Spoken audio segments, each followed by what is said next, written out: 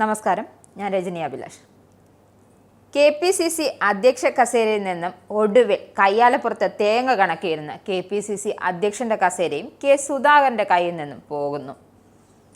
പഴയതൊക്കെ കടക്കുപുറത്ത്, പുതിയതൊക്കെ വരട്ടെ അകത്തേക്ക്. എന്തായാലും ഒച്ചിനെ പോലെ അള്ളിപ്പിടിച്ചിരുന്ന കെ സുധാകരൻ ഒടുവിൽ പുറത്തേക്ക് പോവുകയാണ്.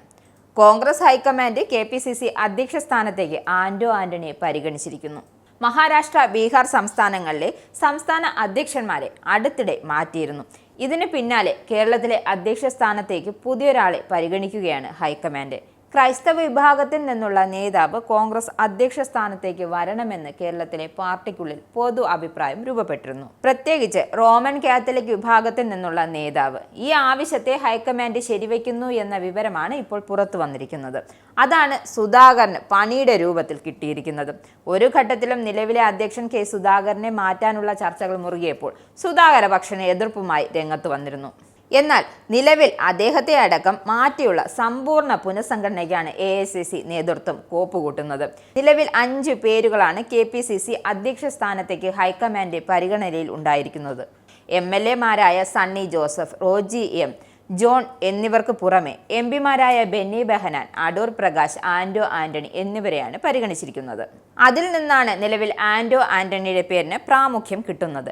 ഇവർ 4 പേരെയും ഉന്നത സ്വാധീനവും പാർട്ടിയിലെ ചിലരുടെ ബിസിനസ് ബന്ധങ്ങളും ഉപയോഗിച്ച് വെട്ടിനിരത്തിയെന്നുമാണ് വിലയിരുത്തപ്പെടുന്നത്.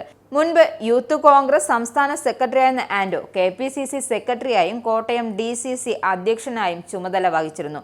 പ്രിയങ്ക ഗാന്ധിയുടെ ഭർത്താവായ റോബർട്ട് വദ്രയുടെ അകമഴിഞ്ഞ പിന്തുണയും ആന്റോയ്ക്കുണ്ട്. അതുകൊണ്ട് തന്നെ നിലവിൽ 67 വയസ്സുള്ള ആന്റോ ആന്റണിയുടെ പേരിലേക്ക് ദേശീയ നേതൃത്വം എത്തിയത് എന്ന മട്ടിലാണ് കാര്യങ്ങൾ നീങ്ങുന്നത്. വർഷങ്ങളായി സീറോ മലബാർ സഭയ്ക്ക് KPCCയിൽ വേണ്ടത്ര പരിഗണന കിട്ടുന്നില്ലെന്നുള്ള പരാതിയും ആന്റോയിലൂടെ പരിഹരിക്കപ്പെടുമെന്നാണ് AICC നേതൃത്വത്തിന്റെ കണക്കുകൂട്ടൽ. എന്നാൽ കേരളത്തിൽ പാർട്ടിക്കുള്ളിലെ പ്രബല വിഭാഗത്തിന് ആന്റോയുടെ വരവിൽ കടുത്ത എതിർപ്പാണുള്ളത്. പ്രത്യേകിച്ചും യുവനിരയ്ക്ക്. കോട്ടയം DCC അധ്യക്ഷനായിരുന്ന കാലയളവിൽ ആന്റോയുടെ പ്രവർത്തനം ശരാശരിയിലും താഴെയായിരുന്നു എന്നാണ് MP എന്ന നിലയിലും അദ്ദേഹം തീർത്തും പരാജയമെന്നാണ് ഭൂരിപക്ഷം നേതാക്കളുടെ വിലയിരുത്തൽ. നിങ്ങൾക്കും ആനന്ദ മീഡിയയുടെ പ്രേക്ഷകരിൽ ഒരാളാകണ്ടേ?